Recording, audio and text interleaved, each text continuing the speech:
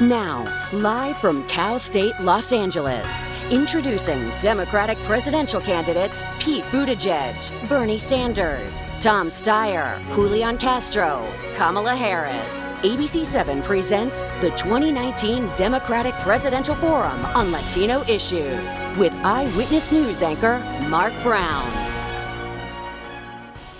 Good morning and welcome to the Luckman Fine Arts Complex on the campus of Cal State LA. In cooperation with the Pat Brown Institute for Public Affairs here at Cal State LA, it is our honor to bring you the live presidential forum here with 5 presidential candidates, the Democrats who are running for President of the United States. They're here in Southern California this weekend for the California Democratic Party Convention. This forum is airing live here on ABC7. It's also on our sister station, KGO in San Francisco. It's streaming live on our ABC7 Los Angeles app and on ABC7.com. The candidates who've appeared with us today are South Bend, Indiana Mayor Pete Buttigieg, Senator Bernie Sanders, former HUD Secretary Julian Castro, investor-philanthropist Tom Steyer, and Senator Kamala Harris. The candidates will appear on stage separately. They will each have 13 minutes exactly to answer questions. And the questions will be focused on issues pertaining to the Latino community. Cal State LA has more than 26,000 students attending this fall session, and of those, almost 67% are Hispanic. U.S. Census estimates show 4.9 million people in Los Angeles County identify as Hispanic or Latino. That's about 1.5 million more people than the entire population of the state of Iowa. The questions will be asked by reporters from ABC7, from our sister station, KGO in San Francisco, and from the newspaper La Opinión. We'll also have invited guests from our program partners who will be asking questions of the candidates. They'll be coming from the audience, and our program partners are the California Latino Legislative Caucus, the CHIRLA Action Fund, and the Pat Brown Institute for Public Affairs at Cal State LA. Now, before we bring on our first candidate, here's a look at the career of Mayor Pete Buttigieg. Pete Buttigieg has served as mayor of his hometown of South Bend, Indiana since 2012. He served as an intelligence officer in the U.S. Navy Reserve and in 2014 took a leave of absence as mayor to serve a 7-month deployment to Afghanistan. Buttigieg was a Rhodes Scholar at Oxford University and has a Bachelor of Arts degree in History and Literature from Harvard University. On April 14th, Pete Buttigieg officially launched his campaign for president, hoping to become the nation's first openly gay presidential nominee of a major party. And at 37, he's the youngest candidate in the race. Asking questions of Mayor Buttigieg this morning will be ABC7's Adrian Alpert, the longtime anchor of Eyewitness Newsmakers on ABC7, and ABC7 political reporter Carlos Granda. Now let's welcome Mayor Pete Buttigieg.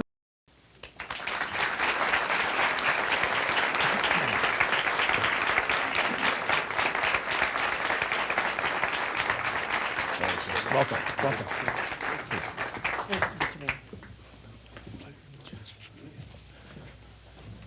Let's get started. Mr. Mayor, the new CNN Des Moines Register Mediacom poll out this weekend shows you as the new Democratic frontrunner in Iowa. I'm sure you've heard. We heard.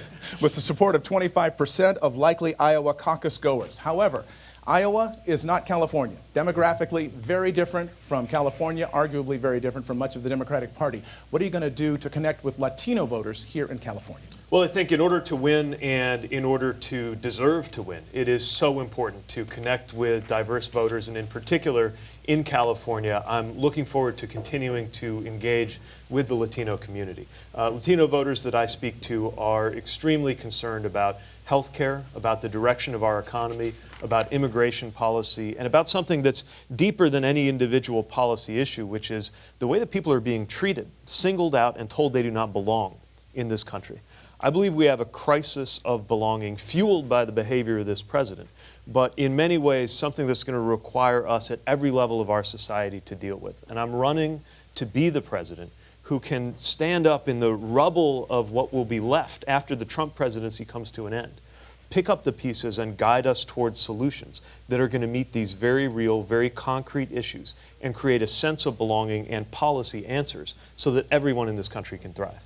Adrian, your question for the mayor. Mayor, let's talk about one of those concrete issues, and it's the one that I think is foremost on the mind in this audience, particularly based on this week's court debate. A Supreme Court ruling may very well end DACA. That's the Deferred Action for Childhood Arrivals. It may even declare DACA to be illegal, meaning that a new president might not be able to restore this program by executive order. If that happens, what would you seek to do for the DACA recipients who face deportation? You know, when I think about DACA, I think about people in our community who make our community better. Young people who have sometimes taken the courageous step to let me know or others in the community know that they are subject to DACA protections. And this is not about doing them a favor. They are bearing a gift in our community. They are as American as I am, even if they don't have the status to prove it, and we need to stand with them. What does that mean? It means ultimately that there has to be a legislative solution so that they're not vulnerable to the whim of a president or what's going on in the courts. It's why we need to establish a route to citizenship for all undocumented immigrants in this country, but in particular for DACA recipients who are, once again, as American as anybody and who seek to contribute. They're not asking for anything but the chance to fully participate in the blessings and the responsibilities of living as a citizen in the United States of America. What do you think of the president making the comment about them that they're no angels?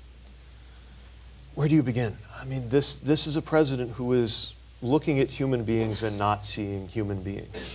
Last time I checked, the president's not an angel either. None of us are.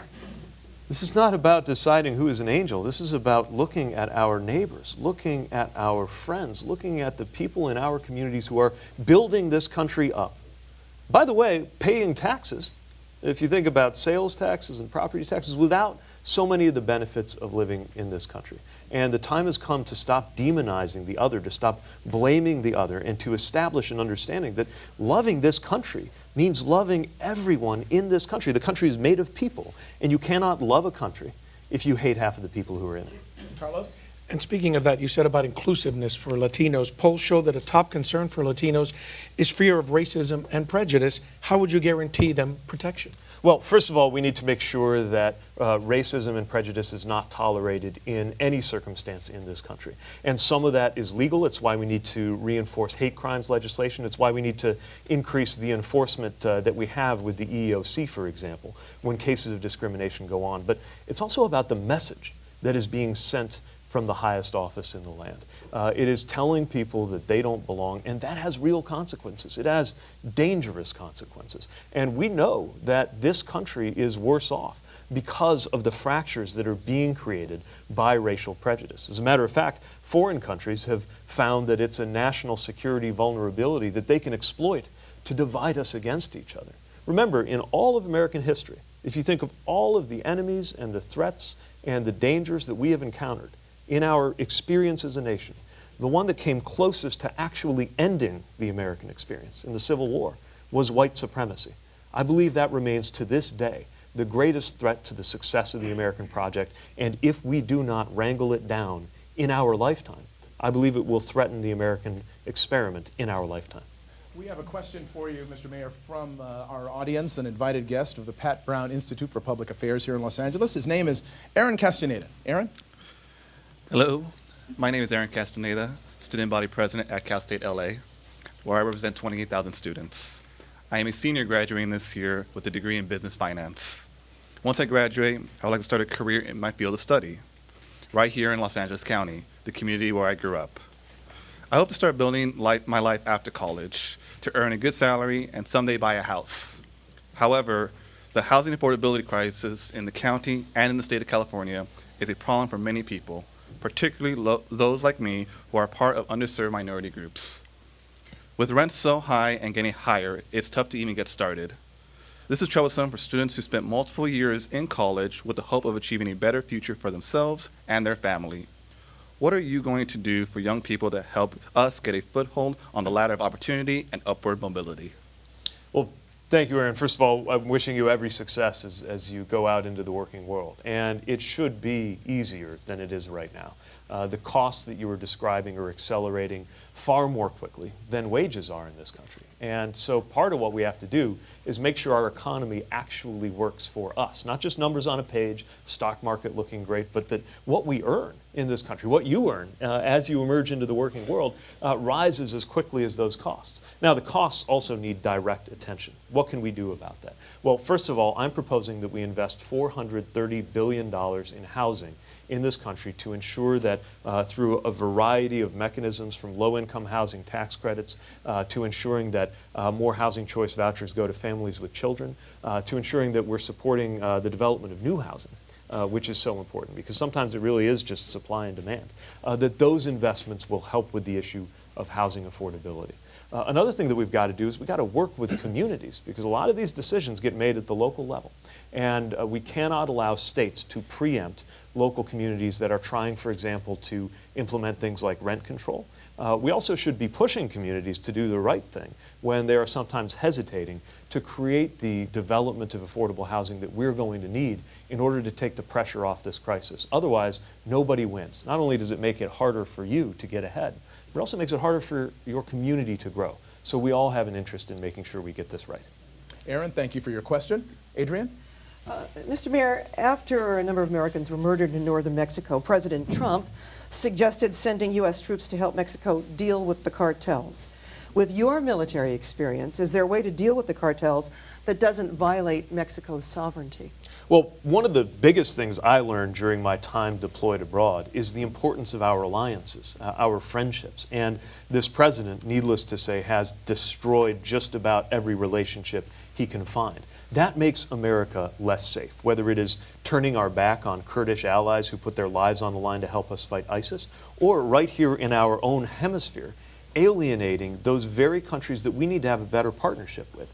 Remember, it is in the interest of both the United States and Mexico for Mexico to prosper with greater economic success and security than they have right now. So if it is in the context of a security partnership, then I would welcome ways to make sure that America is doing what we can to ensure that our neighbor to the south is secure. But doing it in a way that calls into question Mexican sovereignty completely misses how we got here. And by the way, a lot of this is a question of the demand side on the United States.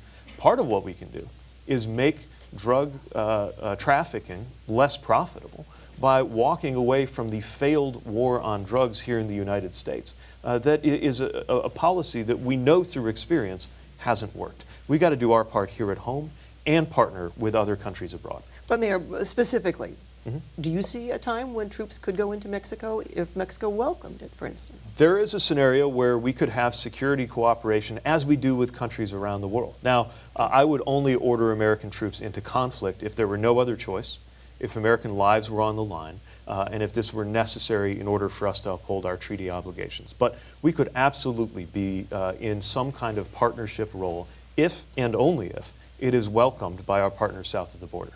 3.5 minutes left. Carlos? Mr. Mayor, this week I reported from the scene of the Saugus High School shooting. The shooter was a student, and the entire incident lasted just 16 seconds. What would be your plan to deal with school violence, which, as we see, is growing all over the country? You know, I remember when the Columbine school shooting happened. I was in high school then, and I remember all of the politicians on TV saying, we're never going to let this happen again. And here we are, we have produced a second school shooting generation, and we're about to produce a third. Shame on us if we allow this to go any further. And the striking thing is that the American people are ready. The American people want universal background checks on guns. Not just most Democrats, most Republicans, most gun owners know that this is the right thing to do. Red flag laws so that when we identify that somebody is a risk, they can be disarmed, disarming domestic abusers. And the time has come for us to ban the sale of assault weapons in this country, because the kinds of weapons that I trained on overseas in the military have no place being sold for profit in America in peacetime anywhere near a school. Now, some say this measure or that measure would not have prevented this incident or that incident. The point is that we could save thousands and thousands of American lives. And the thing that's getting in the way is politics, which is why we also need to reform a political system that disempowers the voices of the many through the role of money in politics, the way that districts are drawn, and other manipulations that must come to an end if we are going to get better results out of Washington. But you'd have to get it through Congress somehow to do background checks. How difficult would that be? Well, again, think about the fact that most Americans, even in conservative areas, want this to get done. Now, to me, the best use of the big airplane that comes with the Oval Office is to fly it into the home district of a member of Congress who is getting in the way of a policy that is not only good, but is supported by a majority of their constituents. And if they continue to defy their own people by standing in the way of common sense gun law, then I will make sure there is a political price to be paid for that. And sometimes that's what it takes to reunite a member of Congress with their own conscience. All right. Adrian, about a minute and a half left. You know, there was something was mentioned before this program started about everybody feeling a right to feel more safe, and that the number of hate crimes against Latinos, especially since 2016, has increased markedly. What could you speak to the kind of domestic safety that really comes to a local level that a president could do? Well, I think that so much depends on presidential leadership, and it is countering the kind of violent extremism and white nationalist violence with as much energy as what goes into protecting us from threats abroad. It is measures like gun safety, and it is ensuring that whenever we see an opportunity to make everyone safer, we take it. You know, as somebody who has sometimes seen my own rights come up for debate in Washington, I know how important it is that we make the right decisions in Washington for everybody to be included. And unless we do, this entire nation is weaker, is more divided, and I'm running to be the president for that day when the sun comes up, Donald Trump is in the rearview mirror, and we have to decide what's next. And what's next has to be a more inclusive and safe era of American life than what we know today.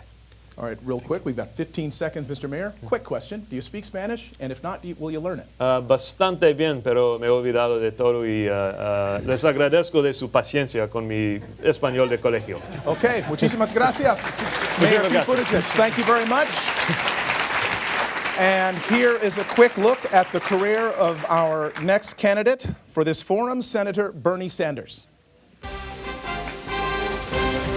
Bernie Sanders has served as U.S. Senator from Vermont since 2007. He's also served in the U.S. Congress and as mayor of Burlington, Vermont, and has been a faculty member at Harvard University and Hamilton College. Sanders also worked as a carpenter and documentary filmmaker after graduating from the University of Chicago. Sanders ran for the 2016 Democratic presidential nomination but fell short to Hillary Clinton. Sanders announced his 2020 bid on February 19th, and at age 78, he is the oldest candidate in the race. And the reporters asking the questions of Senator Sanders this morning are Leanne Melendez from KGO, our ABC sister station in San Francisco, and Jacqueline Garcia, reporter for La Opinión. Now let's welcome Senator Bernie Sanders.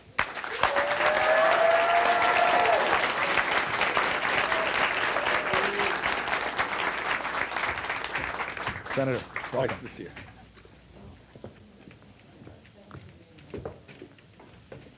Leanne, your first question for the Senator. Thank you for being here. My pleasure.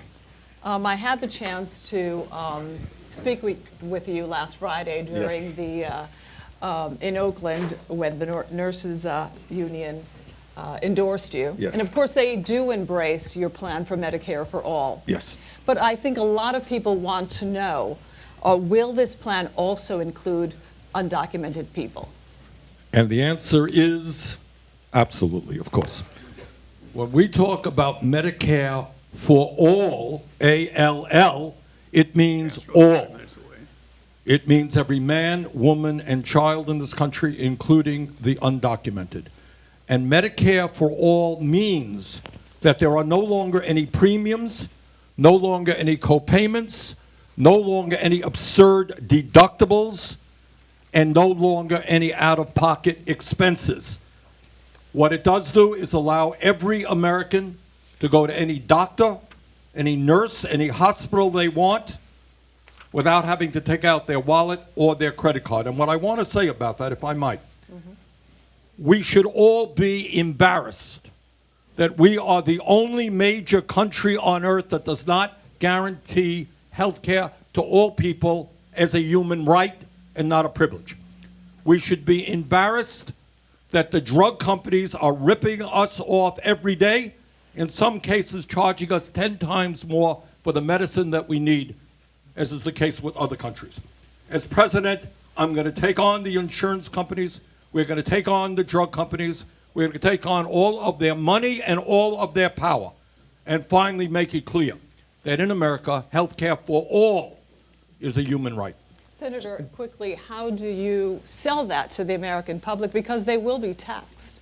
Yeah, but they will be, okay, good question. we are eliminating all premiums. Now, I don't know what you call a premium. If you're paying $1,000 a month, I call it a tax to the insurance company. Bottom line is we eliminate all those premiums, all those co-payments, all those out-of-pocket expenses. In terms of our proposal, we deduct the first $29,000 of your income. You don't have to pay anything on that, no taxes on that. And then there is a 4% income tax. So you're making $60,000. The average person you're paying on $31,000, 4%, $1,200 a year for comprehensive health care, no more than $200 a year for prescription drugs, home health care, dental care, hearing aids, eyeglasses, pretty good deal. Jacqueline? Senator, DACA recipients were able to travel outside of the United States with advance parole. I was one of them. I was able to go to Mexico and hug my family after 20 years.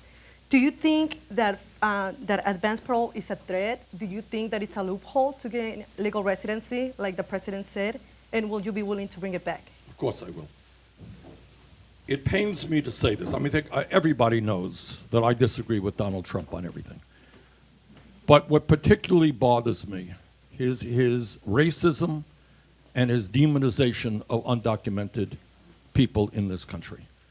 I have talked to a lot of young people who literally are scared to death that when they come home from school, their mom or their dad may not be there. Kids who are living with trauma and under great emotional stress. You have a right to see your family in Mexico or in any other country. On day one of my presidency, we will use our executive orders to undo all of the racist and xenophobic executive orders promulgated by President Trump. And that includes, by the way, on day one, having an executive order which reestablishes the legal status for 1.8 million young people eligible for the DACA program, plus their parents. That's what we do on day one. And then we're going to fight for comprehensive immigration reform and a path towards citizenship for the 11 million undocumented.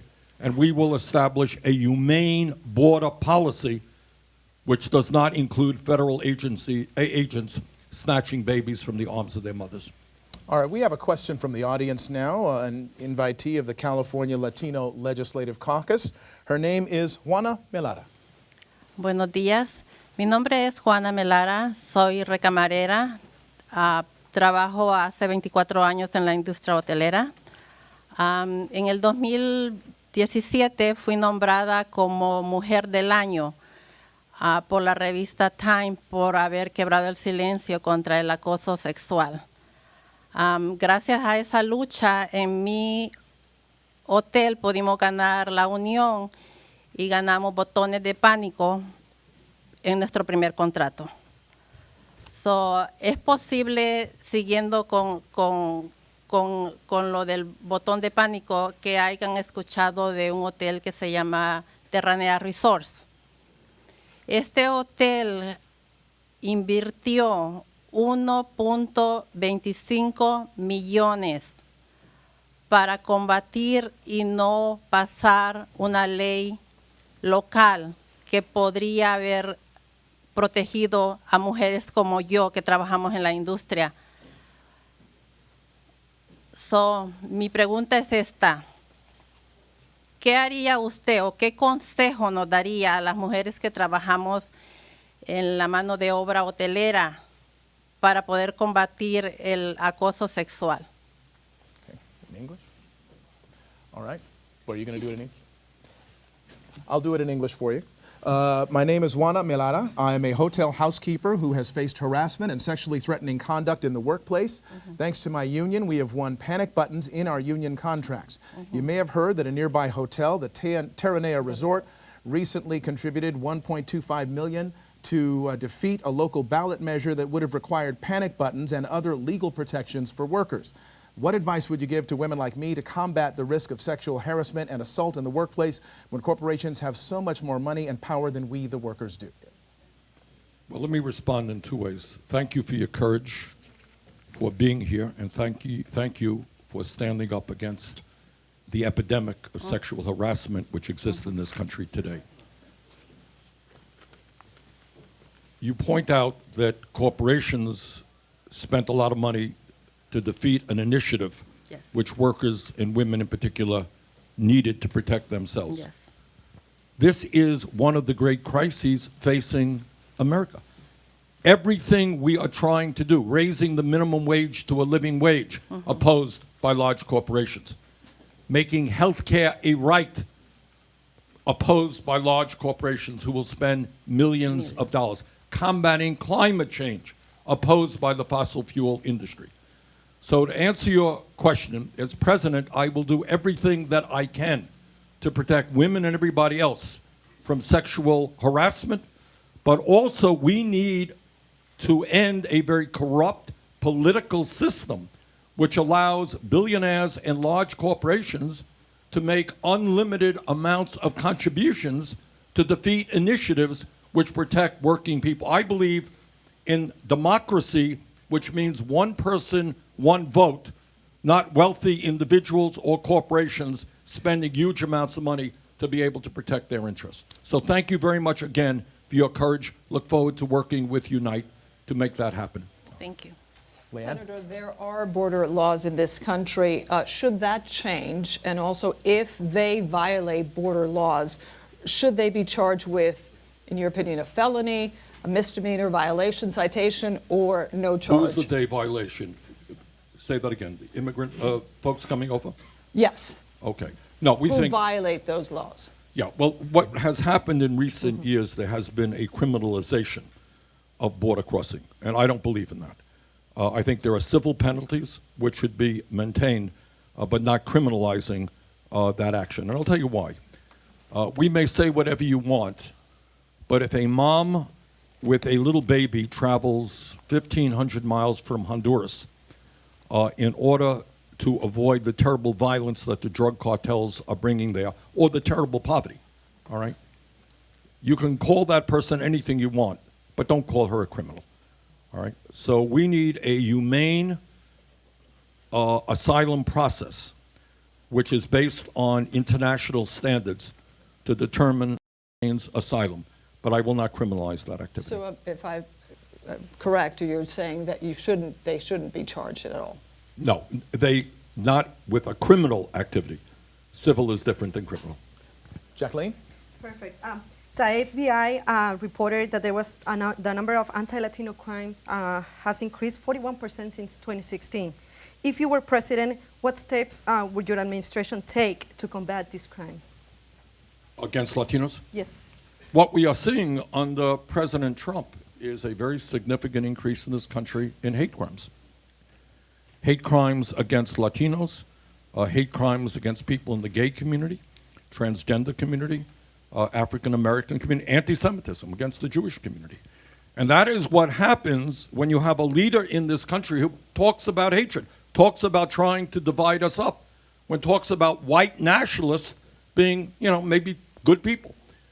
What we need is to change the discussion from the White House in America away from dividing us up, away from racism, away from sexism, away from homophobia, to understanding that we are all in this together.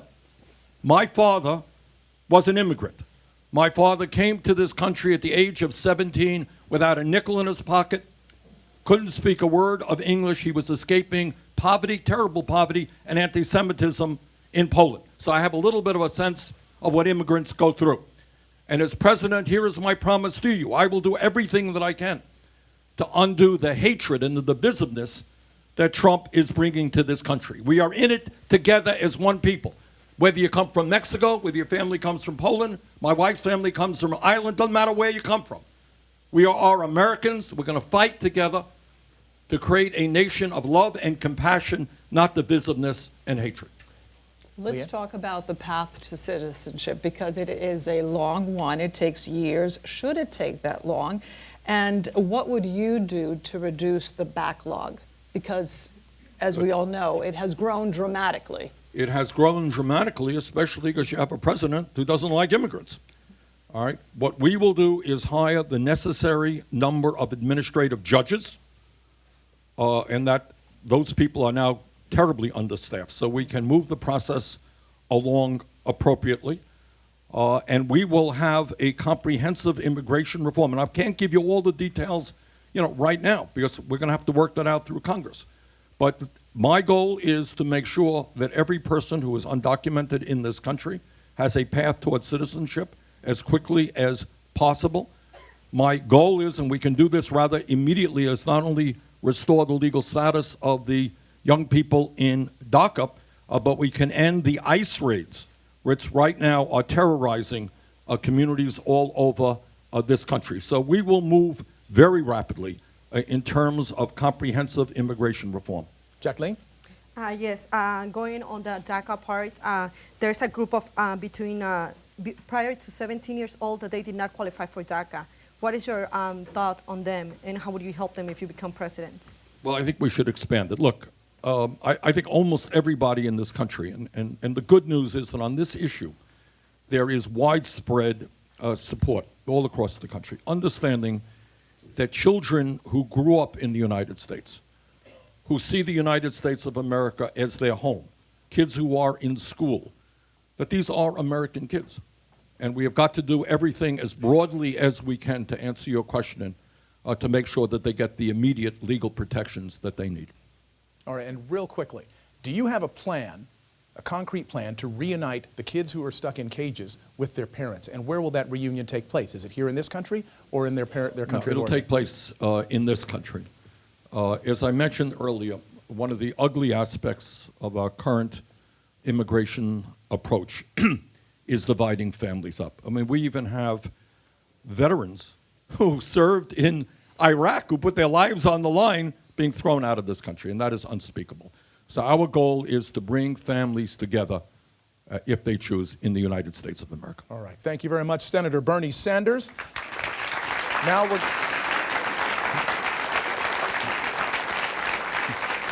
we're going to take a look at the background of our next candidate, former HUD Secretary Julian Castro. Julian Castro served as Housing and Urban Development Secretary under President Barack Obama. Castro was the mayor of San Antonio, Texas, where he raised his national profile by giving the keynote address at the 2012 Democratic National Convention. He's also served as a council member for the city of San Antonio. Castro has a bachelor's degree from Stanford University and a law degree from Harvard. Julian Castro is the first Mexican-American to seek the presidency. He announced his presidential campaign on January 12th. And the reporters posing the questions for Secretary Castro are ABC7's Carlos Granda and KGO's Leanne Melendez. Let's welcome Secretary Julian Castro.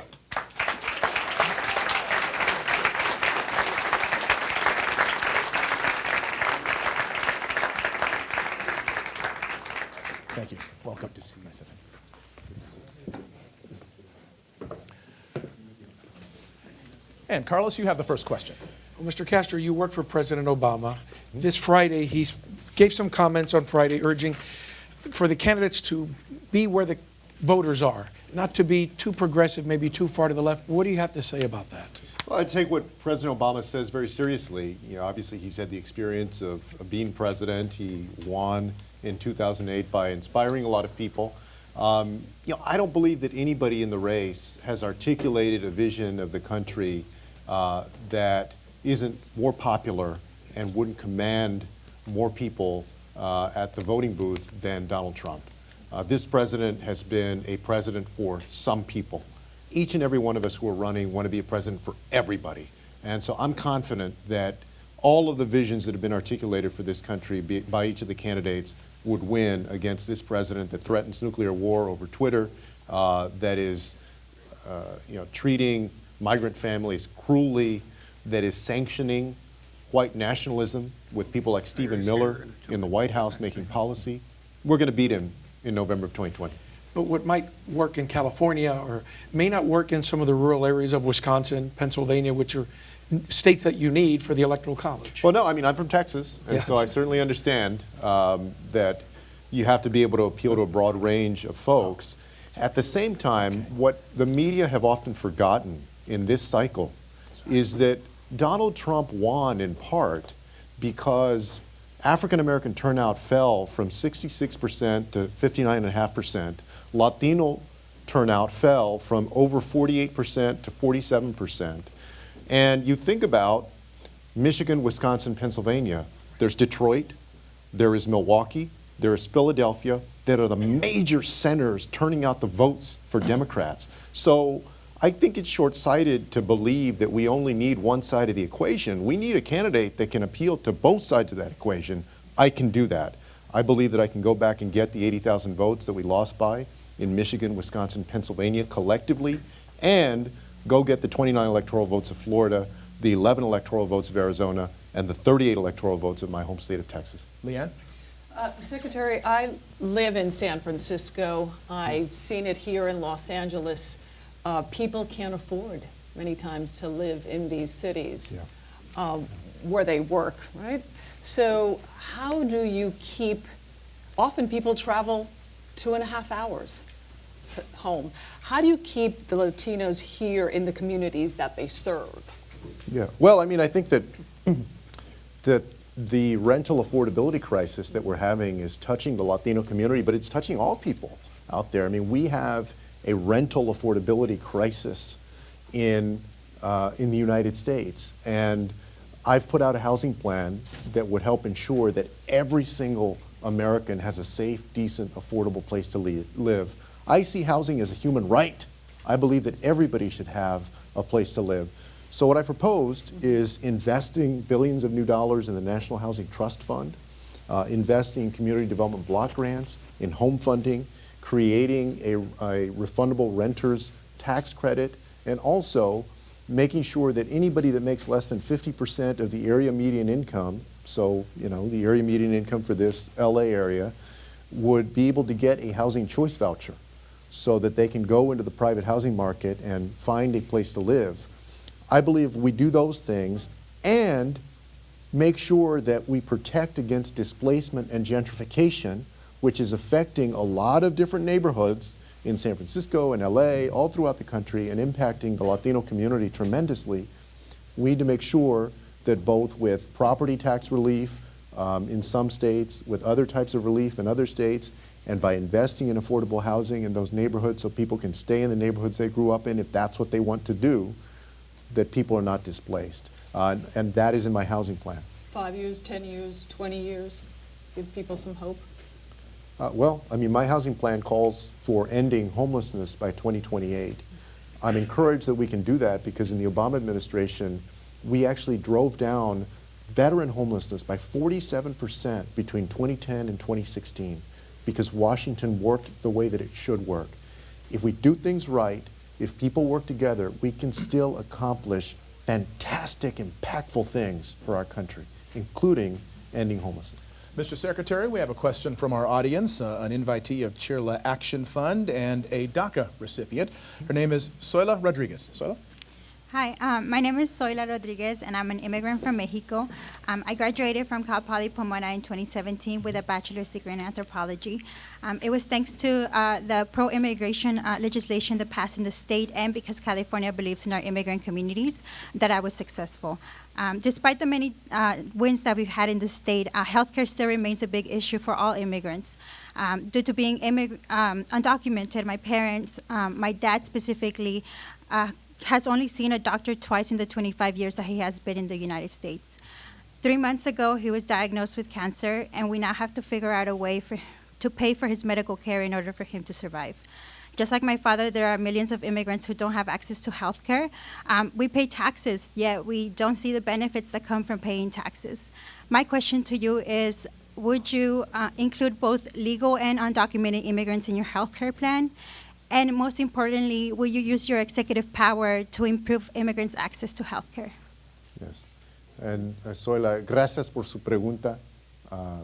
Thank you for your question. Yes, I would. I have a very different vision for immigration than this president. I believe that we should create an immigration system and treat immigrants, including undocumented immigrants who are in the United States, with common sense and with compassion instead of with cruelty, like this president has. And when it comes to health care, if folks stop and think, like I understand, sometimes when we say that we want to extend health care to undocumented immigrants, I mean, let's be honest. The first reaction of a lot of people is to say, what are you talking about? But here's the thing. as you know, Soila, we're already providing, taxpayers are already providing health care for people who live in this country. It's called the emergency room. The emergency room ends up being the primary health physician, primary care provider of people because they wait and they wait and they wait and they don't see a doctor, and then it's a health catastrophe and it costs more money in the system when they have to show up at the emergency room. Now, I believe in a healthcare system that's based off of Medicare, but I also believe that every single person in this country should be able to get that health care. So I would extend health care to undocumented immigrants. In the long run, it would be cheaper for our taxpayers. I think it's the moral thing to do. It's the right thing to do because each of these people is a human being and they deserve dignity and care. And they're already paying taxes. We forget that undocumented immigrants are paying a tremendous amount of taxes and they are not getting that back. So yes, I would extend health care to undocumented immigrants. We can do it in a way that makes sense, that is more affordable than what we're doing today. And as president, the first thing that I would work on with the system that we have in place is allowing undocumented immigrants to buy into the exchanges like citizens can do right now. And you know what? I think if we do that, that we're going to be a healthier nation and we're going to do right by people who are working hard out there and just trying to provide for their families. All right. Thank you, Soila, for your question. Carlos? We've seen some people out there saying abolish ICE. What would be your approach for the future of U.S. immigration and customs enforcement? We need to break up ICE. As folks will remember, ICE was created post 9/11 in the 2002 or 2003 timeframe. And so there's nothing sacrosanct about ICE. I would break up ICE. I would separate the Homeland Security Investigations Unit and then put some of the enforcement aspects of it into the Department of Justice. About 2 years ago, it was very telling. There were 19 employees that worked for ICE that wrote a letter that was unprecedented. It said that ICE is not working, that it's broken. Now, I used to lead a federal agency. I have never heard of 19 individuals who were working in the department at that time saying that this whole agency is broken, that it's not working the way that it should. It is broken. I think culturally it's broken. I think that in the way they do enforcement, they've gone off the rails. I would reform our enforcement, break it up, and redo our approach. Yes, we're going to have enforcement of our laws. We're always going to have enforcement of our laws, but we can do it in a smarter, more humane, and more effective way than ICE. Leah Melendez, your question. I recently read a poll that says that Latinos consider mass shootings and gun laws a very important issue. Now, in wake, again, of all the recent shootings, which we seem to have lost track of, do you believe that gun regulations would make us safer in this country? Oh, absolutely. Yes, they would. You know, a couple of months ago, I put out a plan that I called a plan to disarm hate. And it really deals with two things that go right to what we saw in El Paso in August, which is that we need to give our tools to law enforcement to better root out and stop this extremism, particularly this white nationalism that has reared its ugly head in South Carolina, in El Paso, and a number of other places. That's number one. But then secondly, we need to match that with common sense gun safety legislation. And so I support a ban on assault weapons. I support voluntary buybacks. I support a 7-day waiting period for gun purchases. I also believe that we need to limit the capacity of magazines and that we need to increase the excise tax on firearms and on ammunition from 10% to 20% and then use the $600 to $700 million in revenue that would garner annually to invest in community groups that are doing the hard work of trying to prevent gun violence in the first place. Because here's the thing. We pay a lot of attention to mass shootings, as we should, although it's sad that the kind of shooting can happen like did here in California a couple of days ago, and it's hardly in the news cycle anymore because it happens so frequently. But in addition to mass shootings, my plan also addresses that we have a lot of gun violence in neighborhoods like the west side of San Antonio where I grew up, you know, here in Los Angeles in different neighborhoods, and we have to deal with that as well. And we have to deal with the fact that more than half of the gun deaths in our country are deaths by suicide, where a firearm is used. So I've said that we have to connect the dots here and make sure that we need to end this distinction between physical health care and mental health care and invest in mental health care so there's not the same stigma and people can get the help they need so they don't spiral downward into suicide. If we do all of that, then I believe that we can become a safer nation. And I understand, you know, as a Latino, the pain and the sadness that a lot of us felt seeing what happened in El Paso and knowing that that was, you know, an attack on Mexican Americans and Mexican immigrants. If we want to stop it, we need to give our law enforcement the tools to do it and put in place better gun laws to stop that kind of thing. Carlos? And there's a Right to a Family campaign. It's a national movement to create a pathway for citizenship for members of mixed status families. What do you think about that? How could you put that if you're elected president? I agree with that. I had hoped that DAPA would survive. As folks remember, DAPA was building on DACA. And I was very disappointed to see that not get through our court system. No matter what happens in the Supreme Court with DACA, if I'm elected president, I will immediately, by executive order, find a way to protect our dreamers and also to protect their parents, which sounds like, you know, the kind of proposal that you're talking about, and then immediately push for fixing our broken immigration system with Congress.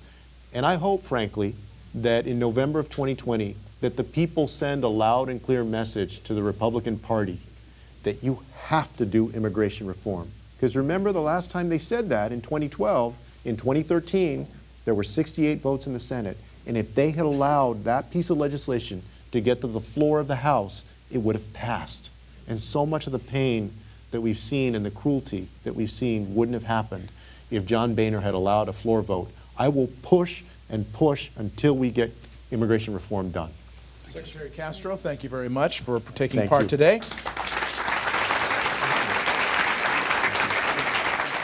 Right now, we're going to take a quick break before we bring up our final two candidates, Tom Steyer and Senator Kamala Harris. Please stay with us for this Democratic Presidential Forum here on ABC7.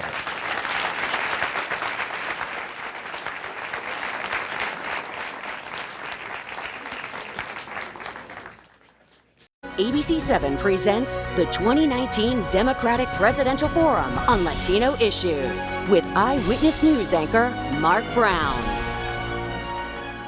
Welcome back to the Luckman Fine Arts Complex here on the campus of Cal State LA. Our Democratic Forum continues. Let's take a look now at the career of candidate Tom Steyer. Tom Steyer is a former hedge fund manager who has used his personal wealth to support progressive candidates and initiatives. He graduated from Yale and has an MBA from Stanford. He founded Next Gen Climate Action in 2013 and later rebranded the Super PAC as Next Gen America to reflect support for a range of progressive issues and opposition to President Donald Trump. Steyer spent millions of dollars on his Need to Impeach campaign, and in July he announced his candidacy for president. And asking the questions of Mr. Steyer are ABC7's Adrian Alpert and from La Opinion, Jacqueline Garcia. Now, let's welcome Tom Steyer.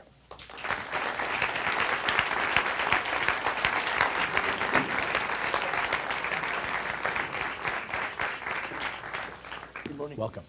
Nice to see you. Nice to see you again. Quick question for you, Mr. Steyer. To begin, you are a billionaire. The median income of the zip code surrounding Cal State LA is somewhere around $47,000 a year. People who work for a living, they make $47,000 a year. What do you have in common with them? Well, let me say this. I started a business. I ran it for 27 years. I took the giving pledge to give over half of my money away to good causes while I'm alive. I walked away from that business, and for the last decade, I've been organizing coalitions of people like the people who live around here to take on unchecked corporate power in our country, and together we've been beating them. So for the last 7 years full-time, I've been crisscrossing this country, talking to people to understand exactly what this corporate takeover of our government looks like. And in fact, I think we've been beating them together both by organizing at the grassroots level and by coming together in terms of propositions to take them down. That's why I'm running for president, to get the people of the United States to bring back our government for ourselves and to beat the corporations who bought our government. Adrian, your question. Mr. Steyer, we've been talking in this program about Medicare for all and the concept of it. As a businessman, do you think that is a good business model? And if not, what is an alternative that you've got that could provide health care for all? So the two values that I believe are endemic to Medicare for all are the right of every American to affordable health care and the need for the American government to use its power to drive down the costs of health care in terms of drugs, in terms of insurance costs, and in terms of private hospitals. The alternative to Medicare for all, which I support, is a public option where everyone has the right to health care, but we don't ask the 160 million Americans, including tens of millions of union workers who've negotiated to get their health care through their employment, to give it up by law. We have a public option which we use to drive down the costs, and we tell the 160 million people, if the public option that we've designed is so good and so powerful and so cheap, then go to your employer and say, give us the money you're spending on our health care and we'll buy the public option. But what it does do is two things. It leaves people the right to make their own choice about their own health care, and it also is much less risky.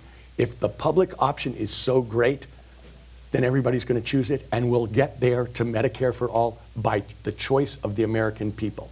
But when you look at the Medicare for all proposals, there's a lot of uncertainty about exactly what it's going to take, what it's going to cost, and how they're going to pay for it. Have you tried to pencil it out to see how much all that would cost? How much my plan would cost? No, what the Medicare for all would cost. I've looked at the different proposals, and they're wildly different in terms of expectation. So what I can see is, to do what I'm talking about does do the two critical things: makes health care available to every single American and uses the government's buying power to drive down costs across the board. One final thing, though. You use the term for all Americans. There are non-citizens here, too, who seek health care. Where do they fit in? They'd be covered. I think that to hold non-citizens hostage to the fact that our government can't do comprehensive immigration reform, and therefore we have 11 million people living undocumented, without legal status, and without a path to citizenship, is a classic example of the failure of our government, not of those people. Jacqueline?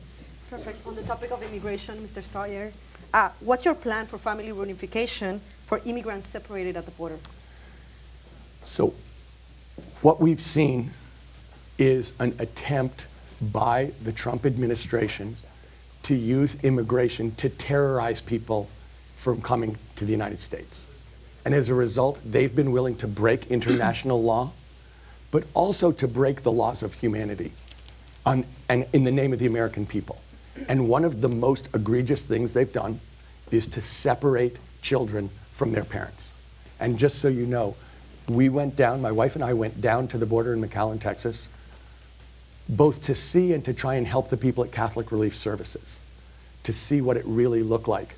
And what you could see was that Americans across the board, Republicans, Democrats, Independents, all knew this was wrong. There were people coming, there were people sending money, there were people sending medicine and food and clothes for these kids. I know that there are still thousands of kids who have not been reunited with their parents. And I think that and I don't think the government's trying nearly hard enough. This is torture. They are torturing children in our name. And when you see our country torturing children and breaking the laws of humanity, that's got to be at the very top of what you go after on day one, to make sure that those young kids who are experiencing trauma that is going to be very hard for them their whole lives to overcome, to end it as fast as possible and to try and reunite them. And so to me, it's a question of priority and resources. How much do you care? Well, let me say this. As President of the United States, I debate international law and treat people who are seeking asylum under the international laws that we've agreed to. But the idea that the United States would be breaking the laws of humanity and torturing children as a terrorist act to prevent people from wanting to come here is appalling, and we should be the absolute first thing we do. All right, Mr. Steyer, a question from the audience. She is here at the invitation of the California Latino Legislative Caucus. Her name is Norma CHAVEZ-PETERSON. Hello, buenos dias. Again, my name is Norma CHAVEZ-PETERSON. I'm the Executive Director of ACLU of San Diego and Imperial Counties. How nice to see you. Yes, good to see you. Both counties are right along the beautiful southern border in this great state. My family and I live 4 miles from that safe and thriving binational region that our current president is adamant to undermine. Our organization, as you know, and many others have challenged this administration's cruel immigration policies, in particular those that led to the separation of thousands of children torn away from their families that you just referenced. I have a 2-part question for you, and I hope you go into a little bit more detail about, first, how would your administration handle things differently for asylum seekers, prevent family separations, and address serious allegations of child abuse at the hands of federal immigration officials? And my second part is, since the current administration has abandoned the effort to reunite families and has left that to organizations like ours, what will you do differently? And hopefully a little bit more detail. So, Norma, I don't know if you know this, but I went down to San Diego to meet with your organization, with David Trujillo, the ACLU, the Jewish Family Services, SEIU 221, to see exactly what you and your fellow organizations were doing to replace the duties of the United States of America. And what we saw was nonprofit organizations like yours stepping in to do the job of allowing asylum seekers to come to the United States and be able to allow their claims to be processed. The government was actually treating them, I guess it's the Customs and Border Patrol, in the cruelest way they could think of and putting them in as much trouble as possible. So you're asking me, what would I do differently? So first of all, the government would obey international law and understand that asylum seekers have the right to seek asylum, that we have agreed to that, and we would treat them decently, legally, and humanely, that we would do the job that, in fact, your organization and your fellow organizations are doing in terms of giving them housing, food, and enabling them to find a place to stay while their claims are processed. The idea of separating a child from his or her parents, of course, is something that could never happen. I understand why they're doing it. They're doing it to make the United States a scary place to come to, scarier than the places they're fleeing violence from. And as you may know, on that trip, I met with families who were fleeing gang violence in Mexico to understand exactly what that looked like. And so these people have an absolute legal right that we have an absolute obligation to respect. But in addition, as a value-driven country that wants to be partners with other countries around the world in solving our common problems, including in this hemisphere, I think it's absolutely critical that we be dealing fairly with these people, both for their sake, but also to project who we are so that we can be a trusted and decent partner for countries and people around the world. The second question had to do with reuniting families. But I want to say, can I say one last thing? We all know that people are coming here fleeing violence and poverty, but they're also fleeing climate. The climate changes in the Northern Triangle have been extreme, and people are leaving for that reason too. Going forward, we are going to have to partner with these countries. We are going to have to be a trusted partner around the world.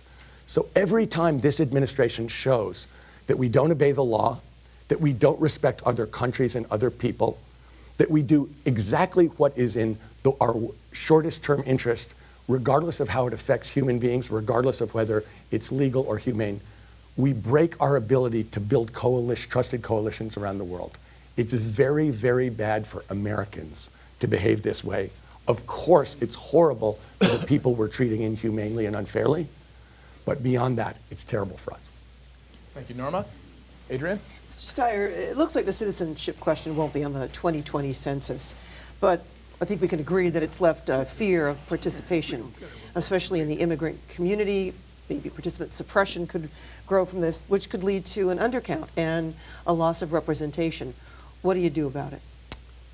Well, I know what California is doing about it, which is California is trying to use our own state funds to make sure we go door to door and encourage as many people to answer as possible and to try and overcome the fear of being involved in any way, shape, or form with the government of the United States as possible.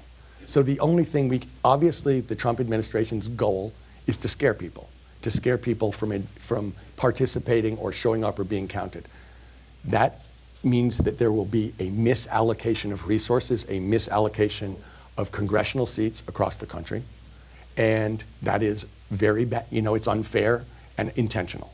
So the only thing that we can do, which is happening here in California, is to try and organize, spend state funds, and do as much grassroots work to make the census as accurate as possible so that the outcome reflects the reality. Are you confident that this could really turn it around in Well, the let me put it to you this way. I was just looking at these numbers.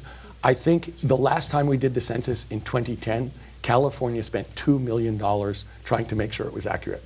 In 2020, I think that the California state legislature has allocated $180 million. So am I confident that it will work? I'm confident that we are going to do our absolute best. And I'm very happy that the legislature recognizes what's at stake here and is stepping up. Jacqueline? Perfect. College students get their education, but unfortunately they come out with huge debts. How would you address that student loan crisis? So as we know, 44 million people have student debt in the United States.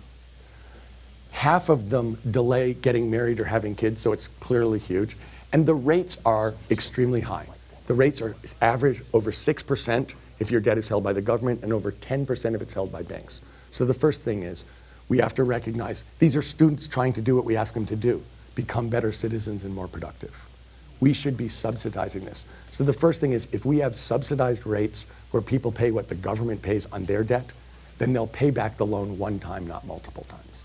Secondly, for people who use their education to help society, people who are in the military, people who are teachers, people who are social workers, people who are nurses, it's on the books, but it doesn't happen that their debt should be canceled after they've stayed in those professions a certain amount of time. So in my mind, the biggest things we can do are support and subsidize people so they pay it back one time, not multiple times, so it can never really grow. And second of all, for the people who don't go after the highest salary but use their degrees to work for society, after a certain number of years, it should be canceled. Real quickly, we need to make note of something. Kamala Harris is stuck in traffic at this point. She is a little bit late getting here. So you, Mr. Steyer, at this point are the beneficiary of that because we have no place else to go at this point but to continue to ask you some more questions. Well, I'll say two things. Congratulations. Adrian, a question for you. Well, let's talk about this, and I think it's sort of the elephant in the room. You are a billionaire businessman, and you came to fore highly critical of President Trump and looked at impeachment. That was your platform, and then you decided to run for president. But one of the things as a businessman, too, you have to look at our economy, and it's doing pretty well. What do you think of the president's business policies? You know, I'm really glad you asked that because I don't agree with your premise of your question. And that's this. Mr. Trump will always say we have low unemployment and a booming stock market, so therefore the economy must be doing well. But actually, when you look at low unemployment, people can't afford to live on those jobs. In California, people can't have one job and live, they can't afford housing near where they work. That in fact, the GDP has grown, but it has not been shared fairly with people. So if you measure GDP, or the stock market just measures how corporations are doing. We know corporations are doing fine. But what we also know is working people in this country haven't had a raise for 40 years.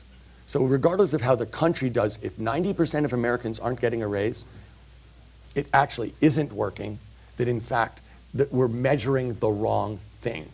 So when I look at what this president has done, he's given the biggest tax giveaway to rich people and corporations in American history that is an attack on working people across this country. He has started a trade war, which is a straight-up disaster, which I would end on day one. So actually, when you look at this president, he's been a lousy steward of the American economy. He was a fake businessman and a failure as a businessman, and he's a fake steward of the American economy and a failure there too, because the American people are not sharing in the prosperity across the board. Okay, and every Mr. time Steyer. they do the averages, it doesn't take into account the people. Mr. Steyer, thank you very much. Pleasure. The senator is here. We're going to take a short break. We'll be right back.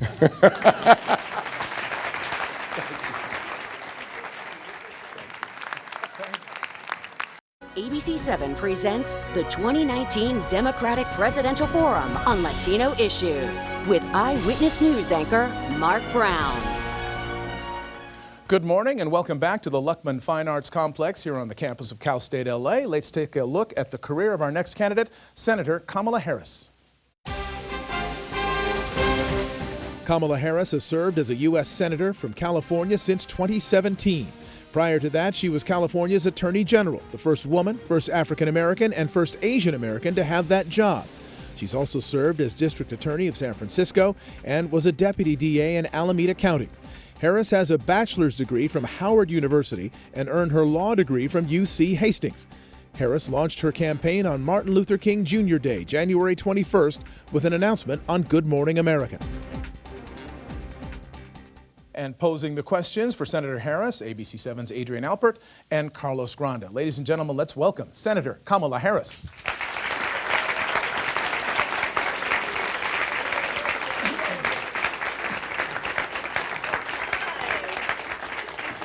Nice to see you again. How are you?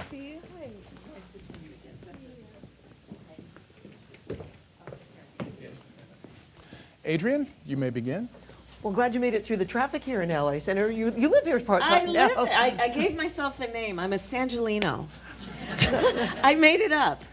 Of course, my career was in San Francisco before I moved to LA. So, there you are. Glad you're here. I'm glad to be here. You would think on a Sunday the traffic wouldn't be so heavy. We've been talking a lot about DACA, and it's certainly the focus in this room. If the Supreme Court ends it or declares the program illegal, what would you do for the recipients facing deportation? And when we talk about numbers, we're really, I guess, just talking to CHIRLA just now, it is really about 1.5 million. Half have the DACA protection right now, half don't, but all would face that deportation. So I feel very strongly about this, and I know we have limited time, but just going through who our dreamers are, going through the fact that, and I know because I sit now on the Senate Homeland Security Committee and I questioned and voted against every secretary of the Department of Homeland Security that came before them. And I said to each one of them, America made a promise to our dreamers. We made a promise that if you fill out these forms and tell us the circumstances of your arrival, are you living a productive life, we will not share this information with ICE. That was a promise. Literally, I have held up a document where it said that when they applied for DACA. And now, under Donald Trump, they're prepared to break a promise that is not only a promise that was made, but also to break a promise that should be about who we are as Americans in terms of our humanity and in terms of what we know to be morally right versus wrong. It is a human rights abuse being committed by the United States government. And I will tell you, for that reason, actually on the debate stage, among the senators running for president, I'm the only one who has consistently voted against Donald Trump's wall. And I will tell you why, because when there was a $25 billion bill that would have built that wall, they wanted to trade it for protection for our dreamers. And I am unwilling to negotiate or bargain away the rights of our dreamers for Donald Trump's wall. Is there any other path that you could see for dreamers Yes, should this happen? absolutely. What's the answer to that? Absolutely. When elected, I will take executive action and reinstate DACA protections, but I'm not going to stop there, Adrian. I also fully intend to extend DACA protection to the parents and the siblings, and I'm going to tell you why. It is a paternalistic approach to say, oh, we'll take care of the kids, instead of understanding the kids exist in the context of families that love them, parents who have sacrificed for them.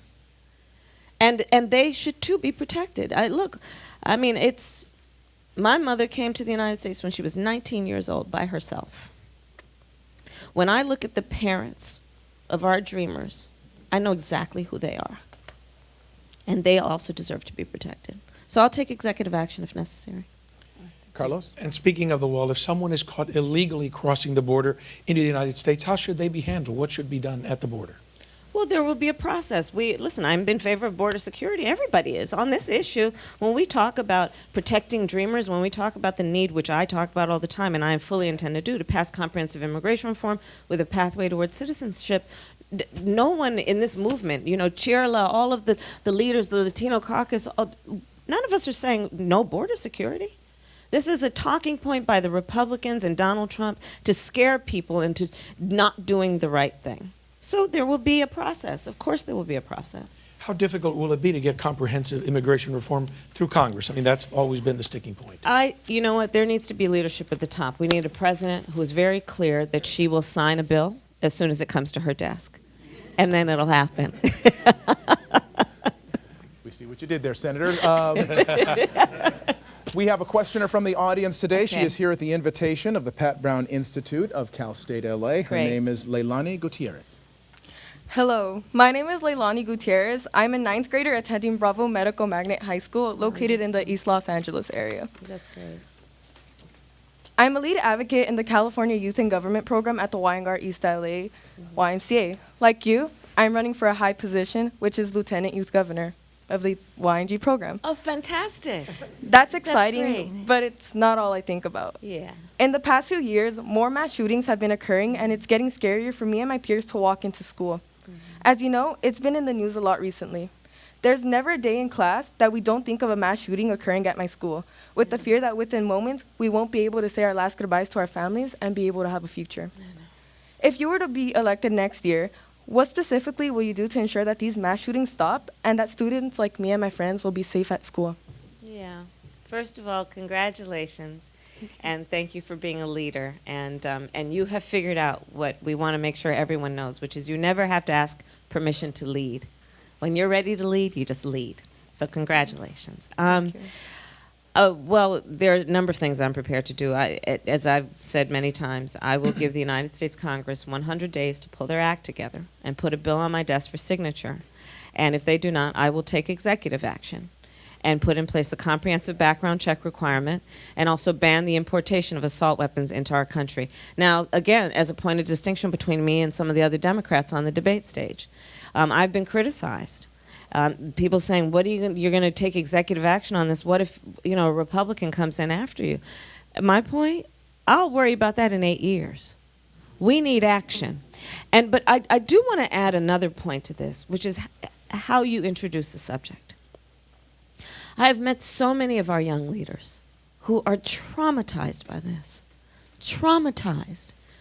I met a girl, a young woman who came up to me crying and saying, "I don't want to die."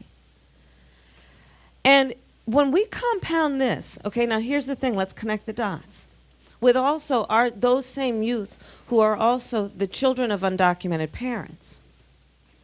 What we are not talking enough about on each and then combined is the undiagnosed and untreated trauma that our children are experiencing. And when I say children, I mean that in a loving and a respectful way. But, I was raised in a community where the children of the community are the children of the community. And on this issue, the trauma that our children are experiencing, one, concerned that they may be killed at any moment. So instead of opening up their minds to the wonders of science and art and math, half their brains are worried about somebody busting through the door with a gun. I've heard kids talk about how, we have to have the drill in each classroom. So what I worry about is if the shooter comes when I'm in my humanities class, well, that class is near the stairwell. That's not as safe as this other classroom that I have classes in because that teacher has figured out how to use a bungee cord to tie a file cabinet to the door so nobody can get in. Or this class, there's a closet that's big enough for all of us. I've met elementary school teachers who have talked about during teacher orientation, they have been taught about how they should keep red lollipops. Why? So that the youngest children, they can keep them quiet in the event that there is a shooter. What kind of trauma is being built into this? So I'm done. And I'm prepared to take executive action if necessary. But I do know that, this is not an academic issue for me. I have personally held the mothers of homicide victims more than I care to tell you. I have personally seen autopsy photographs. And I have been now, y'all sent me to the United States Senate a couple of years ago, and I have seen how feckless and just unwilling to have courage the people in Washington, D.C. can be. And so, if they're not going to act, then help me get elected president and I'll act. Okay. Leilani, thank you. Adrian? And good luck with your election, too. Senator, maybe I have another question, but it wasn't exactly clear to me in that answer, which is extremely passionate, but what executive action would you take? I would take action to ban the importation of assault weapons into our country, and I will take action to put in place a comprehensive background check requirement. All right, that's so gun control laws. Oh, gun safety laws. Gun safety Reasonable laws. gun safety laws. Let's talk about health care, which is also very much the topic here today. Okay. And we've talked a lot about Medicare for all, but Medicaid is another issue altogether for the poor, the elderly, the disabled. Should this also apply to non-citizens? Yes. Listen, there are 3 essential functions of government that I believe should never be deprived or denied to anyone. To anyone. Public education, public health, and public safety, period. There I am. Next. Okay, that was quick. According to a report in Unidos U.S., the student debt crisis has made the racial wealth divide even worse. What could you do to deal with the massive amount of student debt that a lot of kids have nowadays? It's outrageous. And let's also understand that with so many things, it in particular being highlighted under the Trump administration, where there has been a slow movement toward privatizing so many things that were otherwise provided by the government, including federal student loans. And that's now moved a lot into the private sector. And of course, then you have the lenders putting profit over what should be a priority around education. So here's what I'm prepared to do. 1, free community college. Debt-free college, and then loan forgiveness for individuals or families that make less than $100,000 a year. Again, a point of distinction between me and some of the other people on the debate stage. I'm not going to forgive Donald Trump's kids' loans. And then the last piece that is also very important is what we need to do and what I'm prepared to do to require that student loans be interest-free. Because again, no one should be profiting off of the education of our children. And again, let's put this in context. It is not only about what is morally right. When we agree that this is one of the essential functions of government is education, but also when we look at the fact that over the next 10 to 15 years, 40% of the jobs that currently exist will no longer exist.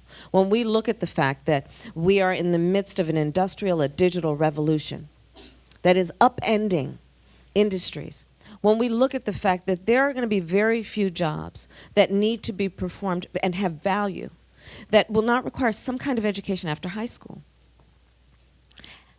We have to invest in the people of our country. And one of the smartest investments we can make is in our students and our young people who want to get an education after high school. And by the way, there are many tracks. Sometimes it won't be college.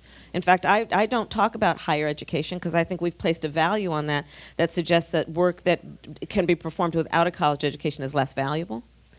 So I talk about it as education after high school, and then let's make clear paths that are available and accessible to all of our young people. Adrian? Senator, I've got a question about the cartels and law enforcement, but you really don't think that Donald Trump's kids have any student loans, do you? Who knows? Who knows? Okay. I just don't know how that family works. All right, let's go back to the... Just had to ask. The president has proposed sending U.S. troops after the 9 Americans were killed in cartel violence. You have been a prosecutor. You know law and order. Should we help Mexico fight the cartels, and how? Yes, we should. And in fact, when I was Attorney General, I led a delegation of attorneys general from various states in the United States to Mexico City to meet with our counterparts there, and in particular to focus on human trafficking and also money laundering. And we started a conversation around how we could cooperate more because it's in our mutual interest. So yes, there should be cooperation and there should be collaboration, and we should do it in a way that we understand that Mexico and the United States have a combined and a mutual interest in resolving the issue. But this is also connected with the earlier conversation. Because one of the things that the Mexican authorities will also say is, look, you guys are exporting guns into our country, right? And so when we talk about what's happening around transnational criminal organizations and the flow back and forth to Mexico, we need to understand there's stuff that's heading south as well as stuff that's coming north. And so there is a mutual responsibility there. Thank you. All right. You're welcome. Very quickly. There are some 9,500 current and former members of ICE who have belonged to this shadowy Facebook group that have exchanged racist memes and messages. What should happen to ICE? ICE needs to be drastically restructured. And I have been very clear about this both in Senate hearings and now. There is no question. DHS as a whole, as an agency, the Department of Homeland Security, has been found by an independent audit to be the most dysfunctional of any federal agency of its size. It has been poorly run for years and years and years, and there needs to be a complete overhaul. All right. Senator Kamala Harris, thank you very much for your participation today. We thank you all for joining us for this Democratic Presidential Forum from the Luckman Fine Arts Complex here on the campus of Cal State LA. A reminder, California's primary election is March 3rd. We encourage you to register and to vote. Please participate. ABC7 would like to thank our program partners, the California Latino Legislative Caucus, the CHIRLA Action Fund, and the Pat Brown Institute for Public Affairs. Thank you very much for joining us. Have a great day.